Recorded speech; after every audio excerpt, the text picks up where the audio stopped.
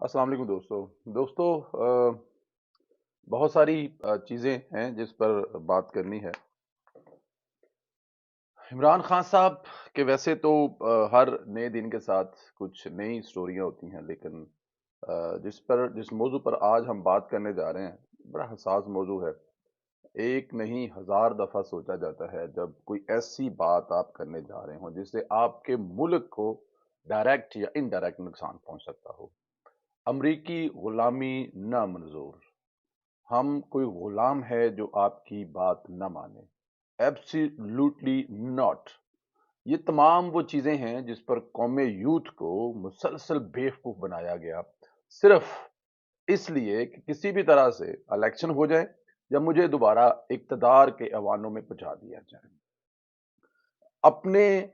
उन फॉलोअर्स को जो बेवकूफ़ी की हद तक आपके साथ हैं, उनका मिसयूज़ करना और पाकिस्तान को आलमी सतह पर तनहा करना, ये था मकसद इस पूरे बयानिए का, जिसमें इमरान खान साहब ने कुछ नारे निकाले। अमरीकी गुलामी नामंजूर, हम कोई गुलाम हैं, एब्सोल्युटली नॉट। जी। इमरान खान साहब ने लुबे लुबाब ये है, आगे जाके रूस के दौरे पर भी बात करेंगे, एक दो चीज़ें और भी हैं, लेकिन इमरान खान साहब का ये जो अमरीकी गुलामी नामंजूरी वाला बयानिया था, वो अपनी मौत आप मर गया है। कैसे मर गया है? आलमी सतह के बड़े ही एक मोतबर अखबार हैं, अखबार वॉल स्ट्रीट जर्नल, जो जर्नल में शाया होने वाले मजमून ने इमरान खान साहब ने पाकिस्तान को ये उस बयानिए, उस अखबार में जो खबर जो छपी है, उसमें उसकी जो हेडलाइन थी, पाकिस्तान को तबाही के दहाने पर लाकर खड़ा कर दिया है इमरान खान को। इस अखबार में जो खबर छपी है वो छोटी खबर नहीं होती। मजमून नगार ने, मैं आपको थोड़ा सा बताता हूँ, फिर इस पे हम लोग खुल के बात करेंगे। मजमून नगार ने लिखा है कि अगर फौज बिखरती है तो इसके बाद पाकिस्तान भी नहीं बचेगा। सीनियर फौजी अफसर को अवामी सतह पर निशाना बनाना इंतकामी कार्रवाई और सिविल मिलिट्री के तलकात को बड़ा नुकसान पहुंचने के मुतरादिफ है। अखबार लिखता है, वैसे तो ये मेरे ख्याल में आप लोगों को पता भी है कि जिस मुल्क की फौज कमजोर हो जाए या जिस मुल्क की फौज कमजोर हो, उस मुल्क का बचना या उस मुल्क की तबाही या उस मुल्क का दुश्मनों के हाथों महफूज रहना कोई मुझ सही हो सकता है। इमरान खान साहब जलसे जुलूसों में अपने सीनियर तरीन जो फौजी हैं, बल्कि जो फौजी लीड कर रहे हैं अदारे को, बल्कि जो फौजी सरबराह हैं अदारे को, उनके बारे में ऐसे अल्फाज जो आम इंसान सोच भी नहीं सकता। मीर जाफर और मीर सादक के अल्फाज हम मेरे ख्याल में अपनी तारीख से निकाल चुके थे, भूल चुके थे, लेकिन इमरान खान साहब ने दोबारा हमें याद करवाया कि मीर जाफर कौन है और मीर सादक कौन है। उसके बाद जानवरों तक कहना, और उसके बाद ये कहना क्योंकि तुम लोग चौकीदार हो, हम तुम्हें इस बात की तनख्वाह देते हैं, इसलिए हम तुमसे क्यों डरें। और साथ में जलसे में खड़े होकर 15,000, 20,000 या 10,000 जितने भी लोग हैं, उनसे भी ये कहना कि तुम लोग इनसे मत डरो, क्योंकि ये तुम्हारी दे हुए टैक्स पर पलते हैं और तुम्हारे चौकीदार हैं। ये वो अल्फाज है जिसके बाद एक बहुत बड़े अमरीकी अखबार में लिखा कि इमरान खान साहब इतना नुकसान इस मुल्क की फौज को पहुंचा रहे हैं कि इमरान खान साहब, शायद मकसद भी उनका यही है कि पाकिस्तान तोड़ना, और वो तब तक नहीं टूट सकता जब तक आप अपनी फौज को कमजोर नहीं करेंगे। आगे जाके अखबार लिखता है कि इमरान खान का फौज के लिए पैगाम वाज़ेह है कि मेरे लिए नहीं खेलोगे तो तुम्हें डिसक्रेडिट करने के लिए हर हद तक जाऊंगा। इमरान खान का तर्ज अमल साफ बता रहा है कि वो बतौर अदारा फौज को बदनामी की हद तक ले जाना चाहते हैं। जी। इमरान खान साहब जो पिछले दिनों एक जर्मन एंकर, जिसको बाद में पीटीआई के यूथियों ने, इमरानडूज ने मारने की और रेप करने की धमकी दी थी, उसने भी यही सवाल किया था कि आप क्या हमें ये बता सकते हैं, अमेरिकन और उसके बाद तुर्कश टीवी के चैनल के जो, उन्होंने भी ये कहा था कि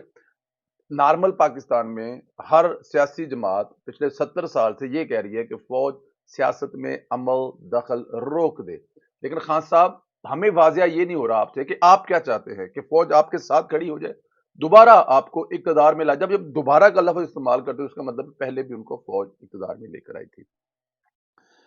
इसमें कोई बड़ी बात नहीं है कि इमरान खान साहब फौज को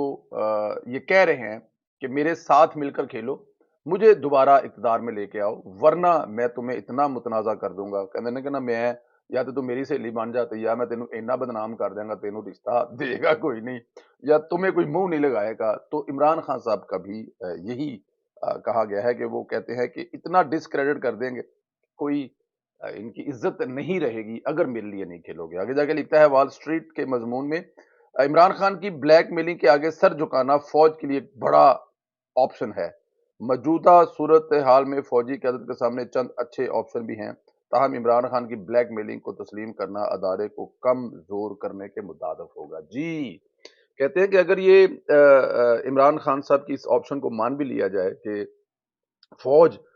का अदारा इमरान खान साहब के आगे सर झुका ले, तो मेरे ख्याल में फौज इससे बड़ी कमजोर हो जाएगी। लेकिन मेरा जाती ख्याल है कि ऐसा कभी नहीं होगा। पाकिस्तानी फौज किसी एक फर्द के सामने सर झुका दे, ये मेरे ख्याल में सीखा ही नहीं। ये फौज बड़ी प्रोफेशनल फौज, दुनिया में टॉप 10 में आने वाले कमांडोज फौज, जब भी तारीख लिखी जाती है तो या दुनिया में जब भी कहीं पे कोई ऐसा चीज होती है तो पाकिस्तानी फौज को वहां पे बुलाया जाता है, पाकिस्तानी फौज से मशवरा किया जाता है। तो इसलिए एक इंसान एक इमरान खान के झूठे बयानिए के आगे, जिसमें वो हमें बताते रहे कि एब्सोल्युटली नॉट, क्या हम कोई गुलाम हैं, ये मैं आगे जाके इसको मजीद जरा खोलता हूँ। लेकिन एक लास्ट फिक्रा इस मजमून से, जो मैंने चंद अहम अहम थे वो निकाले थे, मैंने कहा कि आप लोगों के साथ डिस्कस कर सकूं। अच्छा, मजमून नगार के मुताबिक पाकिस्तान में फौज के किरदार पर तनकीद भी की जाती है, लेकिन मुल्क के लिए इसकी शानदार खिदमात ज्यादा अहम है। ये फौज ही है जिसने भारत समेत दीगर पाकिस्तान मुखालफिन को मुश्किलात में फंसाए रखा। फौज ने एक गैर फाल मुल्क में एक फाल अदारे के तौर पर अपने आप को मनवाया। जी, वो कहते हैं कि बहुत सारे अदारे पाकिस्तान में जो हैं वो इतने फाल नहीं है। कल रात को भी हम लोग कह रहे थे कि शायद एक वाहिद अदारा है जो कम अज कम हमारे तमाम तरह इख्तलाफात के बावजूद उसमें स्ट्रेंथ, उसमें मजबूती वो कायम है, और उसी के कायम रहने से आपका पाकिस्तान कायम है। कहते हैं ना कि कभी कोई ऐसी बात करें तो कहते हैं जी आप लोग सोते हो और जो सरहदों पे जागते हैं वो आपकी हिफाजत कर रहे हैं क्योंकि स्ट्रॉन्ग अदारा है। लेकिन इमरान खान साहब को ये बात समझाना बहुत मुश्किल है कि जब आप फौज को खड़े होकर गालियां निकाल रहे होते हैं, उनको चौकीदार कह रहे होते हैं और उनको ये ताना दे रहे होते हैं कि मेरे पैसे टैक्स है, जो कि कभी इमरान खान साहब ने दिए ही नहीं है, उससे आप लोग तनख्वाह लेते हैं, इसलिए आप मेरी बात माने, मैं आपकी बात क्यों मानूं। ये है इमरान खान साहब का लुबे लुबाब, और ये आम इंसान लोगों को भी यही बात बता रहे हैं कि आप लोगों ने डरना नहीं है। डरना इसलिए नहीं है कि ये चौकीदार है, ये आपके घर की हिफाजत करते हैं और आप इनको तनख्वाह देते हैं, और आप अपने चौकीदार से डरना शुरू कर दें तो ये बहुत आई डोंट नो, बड़ी गिरी हुई मैं इस पे नहीं जाना चाहता। अमेरिका के ऊपर जो इल्जामात लगाए थे, ये बड़ा अहम पॉइंट है कि अगर अमेरिका के ऊपर जो इल्जामात लगाए थे, वो इल्जामात जो है इमरान खान साहब ने कहा कि वो माजी का हिस्सा बन गया है, उस का कुछ लेना देना नहीं रहा। अब हम उस पे बात नहीं करते, लेकिन वो जो माजी का हिस्सा बन गया, इमरान खान साहब का जो यूथियों को बेवकूफ बनाने का एक लंबा चौड़ा प्लान था, जिससे वो बने भी नहीं कि हम कोई गुलाम हैं। तो अब यूथिया क्या करें, गाड़ियों के पीछे से वो जो स्टिकर है वो उतार दें, और दुनिया भर में जो हमारे साथ सुबह शाम बहस करते थे वो किस मुंह से हमारे साथ दोबारा बात करेंगे, जब उनका जो लीडर है वो ये कह रहा है कि वो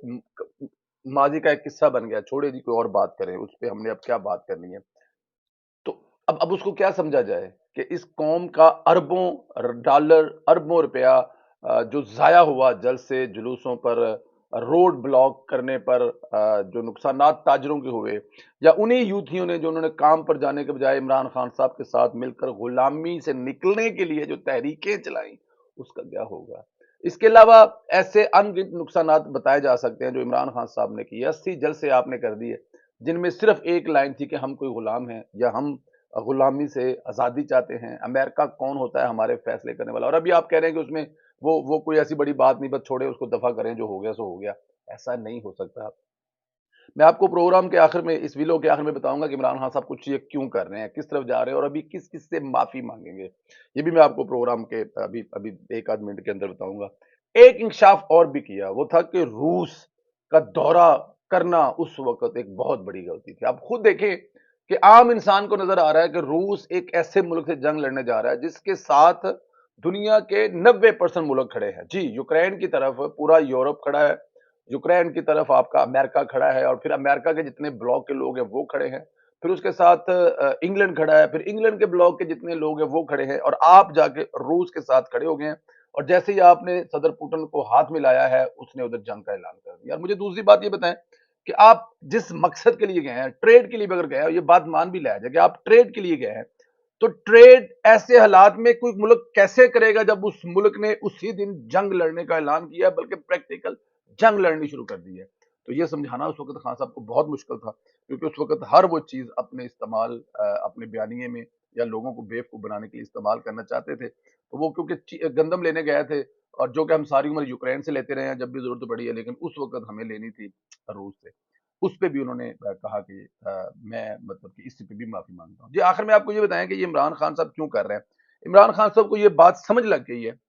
کہ پوری دنیا سے تنہا رہ کر وہ اس ملک یا دنیا کی کسی ملک میں بھی سیاست نہیں کر سکتے، کہ آپ امریکہ کو بھی برا کہیں، روس کو بھی برا کہیں،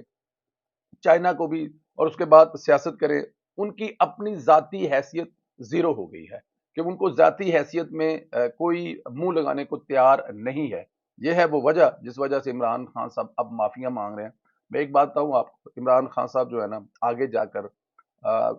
جنرل باجوہ سے تو معافی مانگیں گے کیونکہ اس سے حیثیت میں معافی مانگیں گے،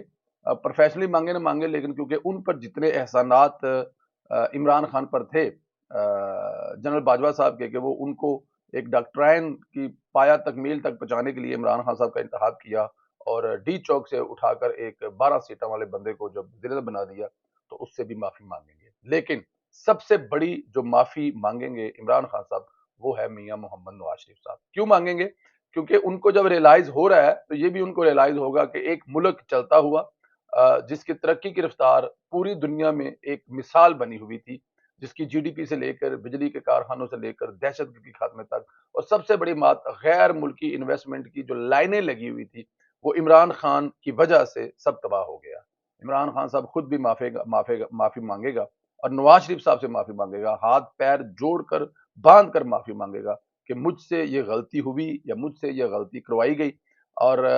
کیونکہ اس کے علاوہ اس کے پاس چارہ کوئی نہیں ہے عمران خان کی۔ اب آنے والے دنوں میں آپ یہ دیکھیں گے کہ جس طرح اس کی ریلیاں کھاریاں یا جیلم جا کے 500 ہزار بندے پر آ گئی ہیں، رسد عمر چلا رہے ہیں کہ جہاں بھی جاتے ہیں ہم کرسیاں خالی پڑی ہوئی ہیں، آنے والے وقتوں میں ہو سکتا ہے عمران خان کے ساتھ یہ جو جلسوں پہ سٹیج پر کھڑے ہیں ان سے بھی معافی مانگے گا کہ مجھے معاف کر دو، میں تم لوگوں کی بھی سیاست ختم کرنے کا ذمہ دار ہوں۔ لیکن جو سب سے بڑی معافی ہوگی وہ ہوگی نواز شریف صاحب سے۔ نواز شریف صاحب جو ظلم اور زیادتیاں ہوئی